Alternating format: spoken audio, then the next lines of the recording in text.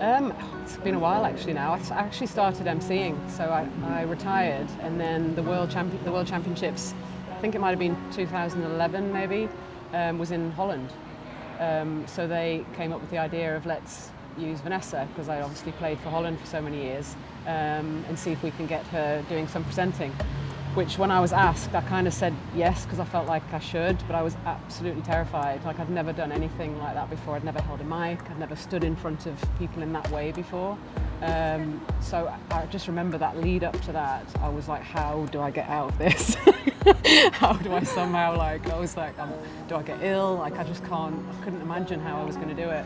Anyway, I did it, and it was okay. It was, as usual, it wasn't as bad as you imagine it's going to be.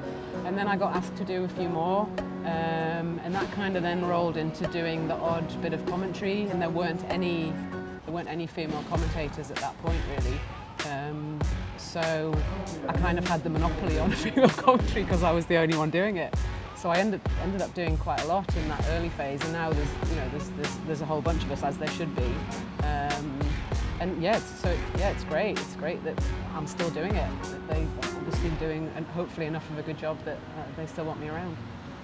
Well, I think the first little taster that I had was literally the event I retired, the Manchester Open in 2019, and I lost in the semi-final, and they were I was a quarter-final, and they said, can you come back and do a little bit, to camera? And it was actually, from their perspective, PSA's perspective, I guess it was a little bit of an insight of someone's kind of still on the tour but about to step away, that insight into the game, that you're still in the game but also looking to step away. And I've always enjoyed, we were discussing it the other day, I'm a little bit more comfortable in front of camera, maybe because of the way that my career went and the interviews and the TV stuff and everything that you do.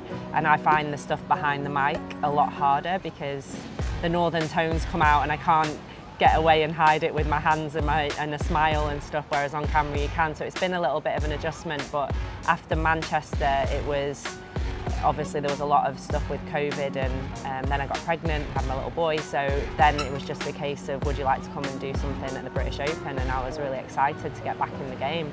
I think you need to have women in all walks of life, in every role, because you need girls, young women need to see, young kids need to see themselves represented. That's something that they could possibly aspire to. I think there's also, something that we might bring to it that a man wouldn't. I think it gives a nice contrast when you have both genders kind of commentating together. So yeah, I think it's absolutely vital to have women in those roles. In all sides of the sport, as we talked before about coaching, it's hugely important that girls are able to access female coaches.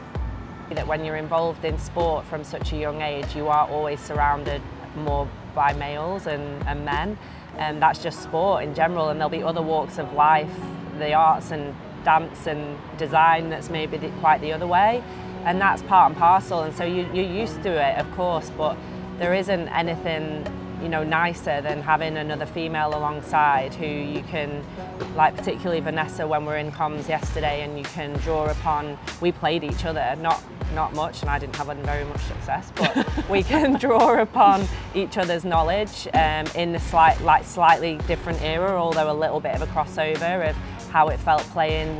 We know what it feels like to step on there for big semi-finals, big finals, and I think that's important, that I can have that rapport with someone who's been there, and also someone who, even if they haven't been there, understands the female game and what it's like.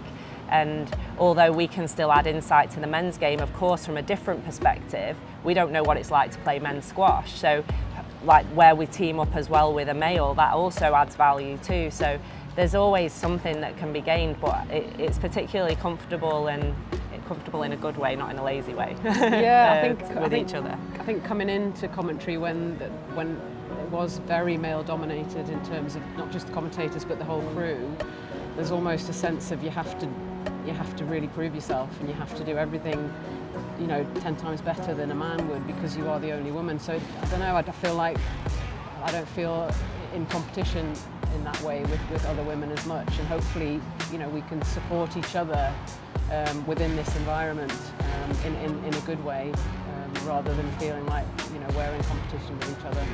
Obviously we've come through the route of being a squash player, which gives us a huge advantage because we understand the sport, we know the game, but that doesn't necessarily mean that you're going to be a good commentator. You know, it's not an easy thing to do, and I feel like I've learned a lot in those years that I've been doing it. So having that knowledge of squash really isn't enough. You know, it doesn't make you a good commentator. You still have to be able to articulate it. You have to be able to analyse the game. I mean, I feel like I know more about the game now than I ever did when I was playing. And I actually say to the juniors, like, when you're watching squash, which I didn't have when I was a junior, we didn't have access to any of that, like, commentate, like, just commentate, pretend you're commentating, because it forces you to watch the game in a different way.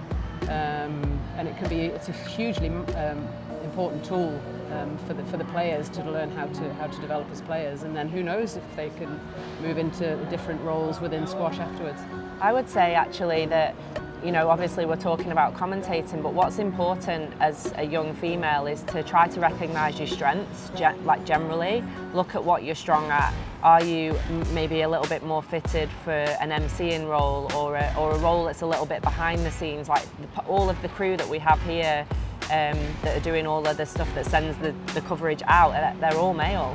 So, you know, although yes, you're going to see us in front of camera, it's sort of like, what do you really want to be, and what do you really want to do, and what do you enjoy doing? And then, like we say, you'll say you enjoy the mic stuff a little bit more, and so you should really try and push and gravitate towards what you enjoy, because what you enjoy you're generally good at, and then ask questions, seek people out that do what you enjoy, and make sure you put yourself in those situations where there's a chance to shadow and maybe follow what someone does, and then before you know it, you maybe get a little go at it. No matter how much you think you know, you can always improve and you can always learn. And I think knowing your strengths and finding what's a good fit for you is important. I would say just bring in the passion that you have for whatever it is that you enjoy. So bring in the passion that you have to whatever area of squash, if it is squash that you want to get into.